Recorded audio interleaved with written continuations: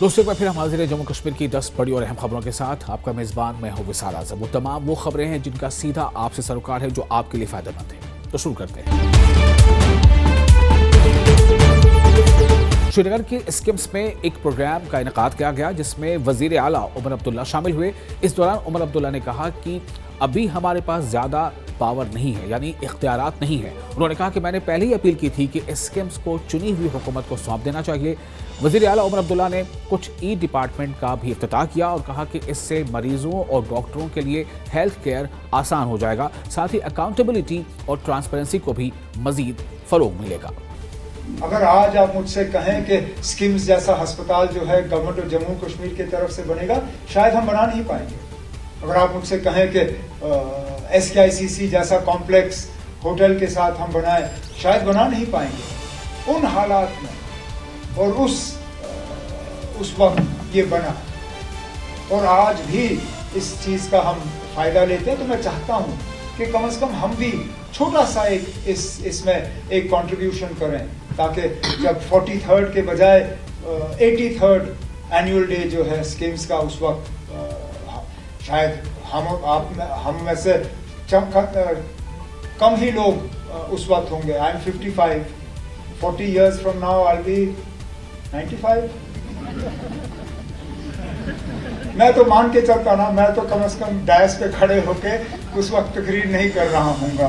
तो चलिए, जो कर रहे होंगे कम से कम वो इस बात को याद करेंगे ना, 40 साल पहले स्किम्स के लिए एक यादगार चीज़ जो है वो बनाई गई। तो वो मैं चाहता हूँ, इसलिए मैंने सोचा कि इस साल मैं यहाँ आऊँ। MBBS सीट तनाज़ा मामले में नायब वज़ीर आला सुरेंद्र चौधरी ने बीजेपी पर हमला बोला है। डिप्टी CM ने हमला बोलते हुए पूछा है कि यूनिवर्सिटी के चांसलर कौन है। जाहिर है LG हैं, तो बीजेपी उमर हुकूमत के खिलाफ मुजाहरे क्यों कर रही है। डिप्टी CM सुरेंद्र चौधरी ने कहा कि उमर हुकूमत का यूनिवर्सिटी में कोई किरदार नहीं है, कोई रोल नहीं है। तो 11 साल बीजेपी यहाँ जम्मू कश्मीर में हुकूमत में रही, खुद भी अलायंस में रही PDP के साथ, PDP और बीजेपी रहे। उसके बाद LG गवर्नमेंट रही, वो भी बीजेपी के लीडरों ने खुद कहा कि हमारे अपना LG हैं। मैंने नहीं कह रहा, आपने खुद सुना, उनकी अपनी बाइटों में सुना है। तो मुझे बताएं 11 साल में उनको याद क्यों नहीं आई इस एक्ट की। आज जब उमर अब्दुल्ला सरकार है, उस पर ये इल्जाम लगा रहे हैं कि जनाब इन्होंने, जबकि हमने नहीं। यूनिवर्सिटियों का चांसलर कौन है? LG साहब हैं। यूनिवर्सिटियाँ किसके अंडर हैं? LG साहब के अंडर हैं। तो बीजेपी फिर एजुटेशन किसके खिलाफ कर रही है? LG साहब के खिलाफ कर रही है, क्योंकि उमर अब्दुल्ला सरकार का तो यूनिवर्सिटियों में रोल ही नहीं है। आप लोग सब पढ़े लिखे जर्नलिस्ट हैं और आप सीनियर जर्नलिस्ट हैं, आप थोड़ी खोज कर लें कि यूनिवर्सिटियों का चांसलर कौन है। यूनिवर्सिटियों में जो वाइस चांसलर लगाए जा रहे हैं, किसको पूछ के लगाए जा रहे हैं, ये सारे सवाल आज जितनी है यूनिवर्सिटी। और दूसरा सबसे बड़ी बात मैं हमेशा कहता हूँ कि चाहे माता वैष्णो देवी यूनिवर्सिटी का वाइस चांसलर हो, चाहे जम्मू यूनिवर्सिटी का वाइस चांसलर हो, चाहे सुकास का जो वाइस चांसलर हो, चाहे सेंट्रल यूनिवर्सिटी का वाइस चांसलर हो, या जम्मू सूबे के अंदर यूनिवर्सिटी हैं, क्या एक भी यूनिवर्सिटी के लिए जम्मू का कोई हमारा प्रोफेसर या जम्मू से बाहर कोई भी इस धरती का कोई आदमी काबिल नहीं है वाइस चांसलर बनने के लिए? ये सवाल बीजेपी सिर्फ इन सवालों को घुमाने के लिए लोगों को गुमराह कर रही है। वहीं PDP की सदर महबूबा मुफ्ती ने कटरा में बड़ा बयान दिया है। उन्होंने Shri Mata Vaishno Devi medical institute of excellence को लेकर चल रहे एडमिशन तनाजे पर कहा कि जब माता वैष्णो देवी यूनिवर्सिटी और बाबा गुलाम शाह यूनिवर्सिटी बनने वाली थी तो मुफ्ती सैयद साहब वजीर आला थे।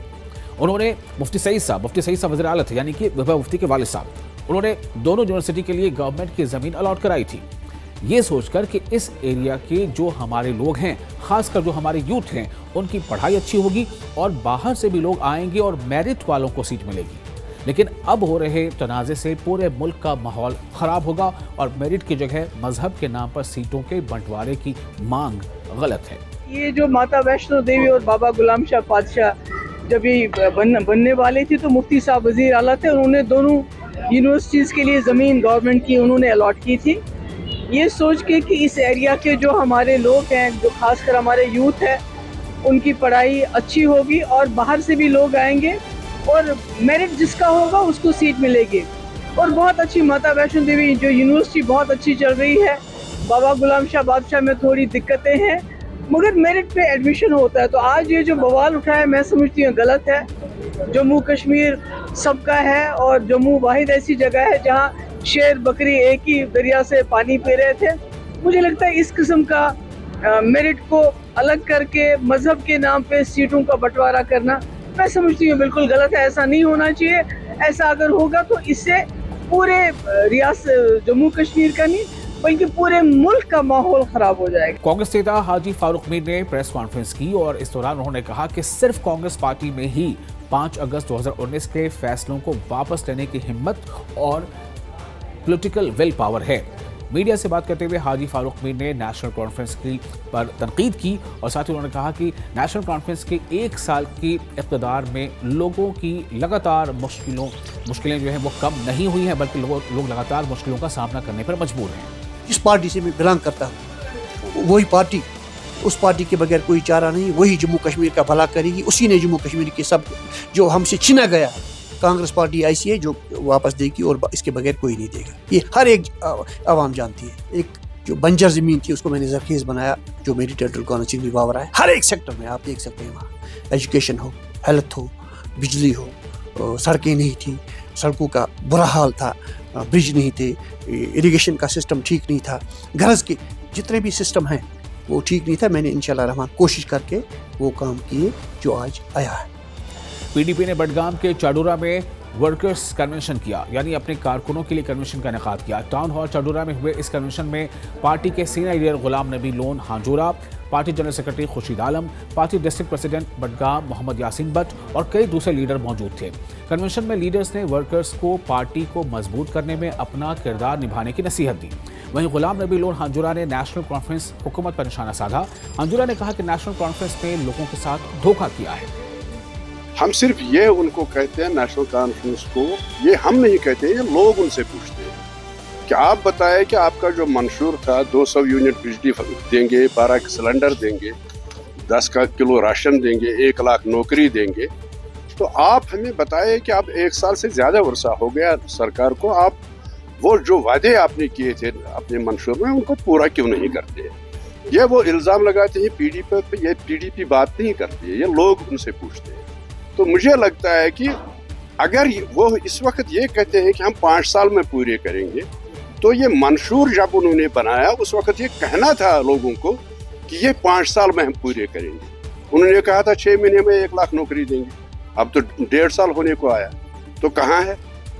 मीरवाइज कश्मीर मौलवी उमर फारूक ने श्रीनगर की जामा मस्जिद में अपने जुमे की खिताब में अफसरान से बहुत परेशान करने वाले सड़े हुए मीट के मामले के जांच के हालात के बारे में पूछा कि अभी क्या स्थिति है, अभी क्या हालात हैं, जिसमें फूड एंड ड्रग्स एडमिनिस्ट्रेशन ने वादी में खुलेआम बेचे जा रहे सड़े हुए या बिना लेबल वाले और शायद गैर कानूनी मीट जब्त किए थे। इस चौंकाने वाले खुलासे ने लोगों के भरोसे को हिलाकर रख दिया था। इतने बड़े पैमाने पर यह गड़बड़ी इतने लंबे वक्त तक बिना किसी रोक टोक के आखिर कैसे चलती रही? बरादरान इस्लाम, बुजुर्गों, दोस्तों, नौजवानों, अस्सलामु अलैकुम व रहमतुल्लाहि व बरकातहू।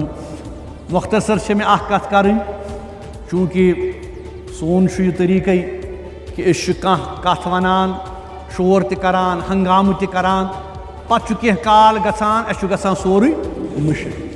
तो याद कि कह रेत ब्रोट 3-4 रेत गई वन तथ मामलस कि युस जन ये गलीज युस जन माज ओस, गलीज माज के हवाले युस बजाय के लुको शोर तुल, अत पे सवाल गई खड़ा, यह मामला आव ब्रोट कुन, सासवाद टन आव जब्त कर माल, तम पत कोर हुकूमतन फैसले ये शोर वोथु कि अस करो तहकीकात, यानी FDA ते वोन अस करो तहकीकात, अस वो यह कत पे आव, यह कमो कुन, तो मगर 4 रेत गई वुनुक ताम पता कि तथ तहकीकातस क्या गो, यह पता कि यम जन हुकूमतस कह कवायद जवाबित इख्तियार करन कि यह माज गोस योर यून कह, यह बगैर लेबल इस माज योर यवान वुन पता कि यवान छा न छा यह।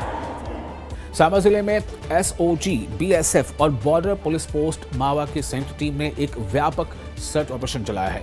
ये तलाशी मुहिम रगल, मावा और साड़ू इलाके में चलाया गया, जहां सिक्योरिटी एजेंसियों ने इलाके को घेर कर जितनी भी मुश्तबा हरकत थी और मुश्तबा लोगों की तलाश ली। अफसरान ने बताया कि सर्च ऑपरेशन के दौरान किसी भी तरह की संदिग्ध गतिविधि या संदिग्ध व्यक्ति की मौजूदगी का पता नहीं चला। मकामी जो मकीन है, जो वहाँ के रहने वाले हैं, लोग हैं, उनको अलर्ट रहने और सिक्योरिटी एजेंसीज के साथ मदद करने की अपील भी की गई है। नेशनल कॉन्फ्रेंस ने अनंतनाग में जम्मू कश्मीर के साबिक वज़ीर आला शेख मोहम्मद अब्दुल्ला की जयंती मनाई। अनंतनाग वेस्ट असेंबली हल्के की पार्टी कारकुनों और नेताओं ने मरहूम को खराज अकीदत पेश किया और जम्मू कश्मीर के सियासी और समाजी तरक्की में उनके किरदार को याद किया, उनके कंट्रीब्यूशंस को याद किया। अनंतनाग में एक मीटिंग भी हुई जिसमें मुकर्रीन ने जमहूरी अक़दार को मजबूत करने और लोगों के हुकूक के तहफ़्फ़ुज़ करने में शेख अब्दुल्ला के किरदार पर रोशनी डाली।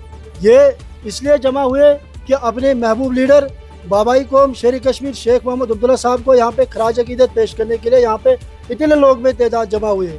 इसलिए यहाँ पे जमा हुए ये इस चीज़ की अक्कासी करता है क्योंकि शेर कश्मीर शेख मोहम्मद अब्दुल्ला साहब को आज 120 साल हो गए हमसे जुदा होते हुए, लेकिन आज इस चीज़ की यहाँ पे अक्कासी करते हैं लोगों का इतनी तादाद में जमा यहाँ पे होना, क्योंकि अभी भी इन लोगों का हमें अभी भी उनका जो प्यार इज्जत वलवला अभी भी हमारे दिलों में मौजूद है।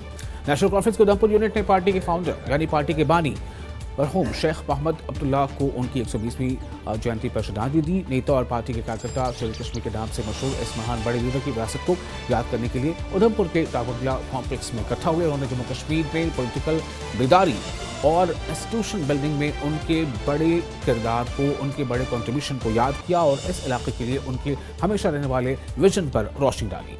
बाबाए कौम शेर कश्मीर शेख मोहम्मद अब्दुल्ला साहब की बर्थ एनिवर्सरी है 120th, और आज मैं समझता हूँ कि हर ब्लॉक में, हर डिस्ट्रिक्ट में जम्मू कश्मीर में ये जो दिन है बड़ी धूमधाम से मनाया जाता है और शेर कश्मीर शेख मोहम्मद अब्दुल्ला साहब की जो कंट्रीब्यूशंस हैं या जो उनकी लीगेसी है जो जम्मू कश्मीर के लिए वो छोड़ के गए हैं उसको याद किया जाता है। तो आज हम सब लोग जो ज़िला नेशनल कॉन्फ्रेंस के जो लोग हैं वो यहाँ डाक बंगलो उधमपुर में इकट्ठा हुए और अपनी जो फूल हैं या उनको अर्पण करके बाबाए कौम की जो कंट्रीब्यूशंस हैं उनको याद किया जा रहा है। अगर मैं शेर कश्मीर की बात करूं तो उनकी कंट्रीब्यूशंस किसी से छुपी नहीं है। आज सब लोग जानते हैं कि जो लैंड रिफॉर्म्स शेर कश्मीर ने लाए यहाँ पर, जिसमें गरीब जो जम्मू कश्मीर की आवाम थी उसको यहाँ पर ज़मीनों के मालिकाना हक दिए। शोपियां जिले में मनोरंजन के इंफ्रास्ट्रक्चर को बेहतर बनाने की दिशा में एक अहम कदम उठाया गया है। शोपियां के एमएलए एडवोकेट शब्बीर अहमद कुले ने DIET यानी डाइट शोपियां के पास अलियालपुरा में काफ़ी देरीना जो मांग थी चिल्ड्रन पार्क की उसके संग बुनियाद रखी। प्रोजेक्ट के फेज़ 1 के तहत शुरू की गई इस पहल पर तकरीबन 50 लाख का खर्च आना है और उम्मीद है कि इससे इलाके के बच्चों और ख़ानदानों को मॉडर्न और साथ ही साथ तहफ़्फ़ुज़ के साथ महफूज और आसानी से मिलने वाली तमाम सहूलियात दस्तियाब होंगी। एंटरटेनमेंट के लिए कुछ नहीं है शोपियान में, तो वी आर ट्राइंग, हम कोशिश कर रहे हैं कि यहाँ से नीचे तक हम जितना भी ये कोई 100-200 करना इसमें पार्क जो लोगों के बच्चों के लिए और एंटरटेनमेंट के लिए इसको हम कोशिश करेंगे ब्यूटीफुल करें इस चीज़ में। ये हो गया शुरू, इसमें फेज़ वाइज होता है। आज फेज़ वाइज पहले वो क्रिएट फेस उस साइड से बंद करेंगे, उसके बाद फिलिंग होगी। इसमें कोई कंक्रीट काम अभी नहीं होगा इस जो सर्दी का मौसम है, तो ये जो कंक्रीट का काम होगा ये इंशाल्लाह हम मार्च में इसका करेंगे। तो ये थी वो तमाम अहम खबरें। मुझे उम्मीद है कि ये खबरें आपको पसंद आई होंगी। आप अपने तासुरात कमेंट बॉक्स में हमें शेयर कर सकते हैं।